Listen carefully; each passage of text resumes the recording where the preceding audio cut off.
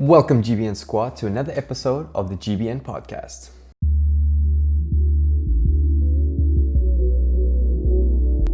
Before we start, if you're not part of the GBN squad, then hit that like and subscribe button and help share badminton to the world. Past weekend we had the Thailand Masters 2020 and the winners were for men's singles Angus Kalong, women's singles Yamaguchi, men's doubles Ong Yu Sin and Theo E Yi, women's doubles Cheng Kiang Chen and Jia Yifan, and for mixed doubles the English Marcus Elias and Lauren Smith, which is good to see that if the adults are not representing England in mixed doubles, there's this double there. Not all the top names were participating in the Thailand Masters 2020. It was a Super Series 300 and some players were not participating because they traveled back home. In the case of the Denmark team, I think all singles players traveled back home. But also there was occurring in India the PBL, which I don't know what it stands for, but it's this special team event that happens in India where they fetch like big players like Tai Tzu Ying, for example, to play. The adults were also representing a team, and they go to India and they do these series of team matches between each other. Now, I don't follow it because it seems like it only happens now, so it makes it very hard for me to create an affiliation with one of the teams. I was wondering if it wouldn't be more interesting for like super matches. Let's say instead of having these team matches that get together, which are good so that everything's not focused only on the BWF World Tour and that kind of structure where you're playing a bunch of games and then you reach the finals and you're very tired and you have this team dynamic which makes it interesting. But I would also like to see how would players react if you knew beforehand, let's say 3 months before, say you pay this prize money to a player and they play each other. Would even retired players come back? Like, would you be able to bring Lee Chong-wei to play against Lin Dan if they knew beforehand that they're not going to play any other games and they know exactly who they're going to play against?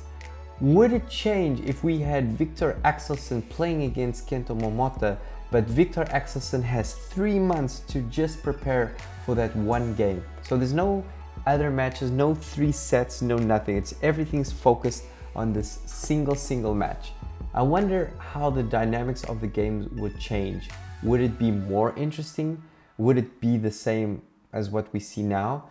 Is it possible that older players could actually return and be very high performant in this one match? Would Lin Dan be able to win Cheng Long or Victor Axelsen like he lost against recently if this was the case? I don't know. And what kind of prize money are we talking about? So we're talking about players being 3 months, I wouldn't say not competing, but competing at lower intensity to prepare for the match. And also, would people be interested in watching those matches? Don't know. So that is my thought. The PBL I think is a good step. Not everything should be focused on the BWF. There's also the Euro Teams event coming soon in France. I think those are very good, but I would like to see what kind of narratives we could build if we had these super matches. It's kind of like boxing. So you would have the 2 players come along, you would have camera crews follow their training, the preparation, create this huge build-up. It would be nice to see. I wonder if we don't do that yet in badminton because it is more expensive. And are people willing to pay to actually watch these matches? Would you pay to watch Lee Chong-wei play against Lin Dan again? One last match, no pre-matches or anything. 3 months preparation to that game. And then how would you structure it? Would you just have that match? Would you have multiple singles? You could even have men against women like Tai Tzu Ying versus, I don't know, Anders Antonsen. What would happen if they had time to prepare? Would it be so obvious that this is the winner, the younger guy or whatever would be the winner? Even men's doubles. Don't know. It would be very interesting to see what happens. Moving on to news in badminton. The BWF has no recent news really, and nothing special has been happening. But given we have this international case with the coronavirus now around China, will this actually affect Chinese players' ability to be able to travel? Will they stay away from traveling back to China? I'm not sure where, so the virus situation is contained to a certain area. Are there badminton camps? Is there a badminton camp there? I don't know, but it is interesting to think what could happen if they travel back, or even players from Hong Kong, if they travel back to China, will they be able to go out for another tournament? Do they get special visas or treatment? I don't know. So we might actually see news coming up with players not being allowed to travel. Will countries not allow people to come and travel? That could be another problem. Let's see, until the next tournament now, it's, I think in February, it's in Spain, and then the other ones are only in March. The biggest one would be the England Open. There's a long period of time. Hopefully everything gets resolved until there, and then all players can participate.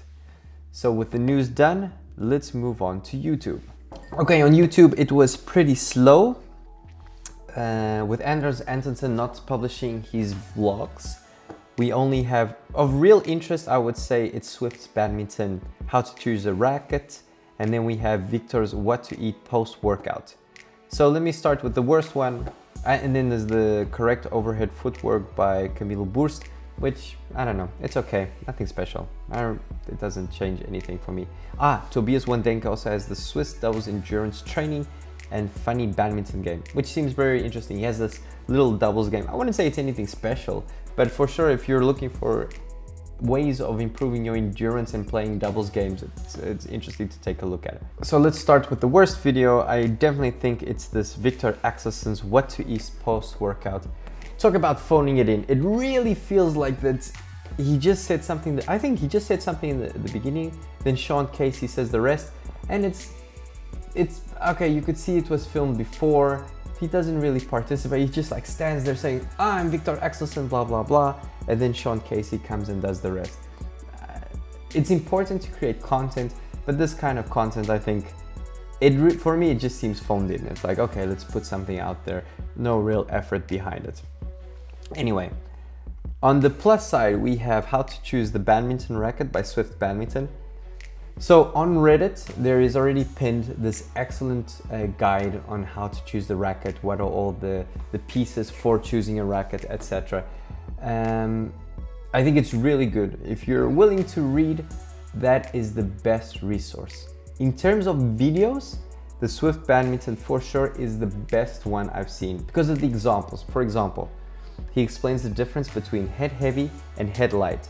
And what he does is he takes the sledgehammer and he says, okay, if it's head heavy, I have a lot of momentum to generate power, but it's very hard for me to maneuver. But if I turn the sledgehammer around, so the heavy part is the bottom and the light part is the top, now we have head light, I can easily maneuver the sledgehammer, but I can't really generate a lot of power. So I felt it was a great explanation of the different types of rackets and visually present the difference. It was a very good job in that sense. The Reddit one goes a little bit further, explaining different types of budgets, giving suggestions of rackets. In case of Swift Badminton, they have this questionnaire that allows you to insert your what you want, what kind of player you are, and they suggest the rackets. I don't really know what kind of algorithm or logic they're using behind that, but still, it was the #1 video on YouTube for me this week. It was great. Moving on, that is all for the GBN podcast this week. It seems like we're gonna have a slow 2 weeks, maybe work on the reviews and get back to you soon. So thanks guys, don't forget to subscribe and join the GBN squad. See you next time.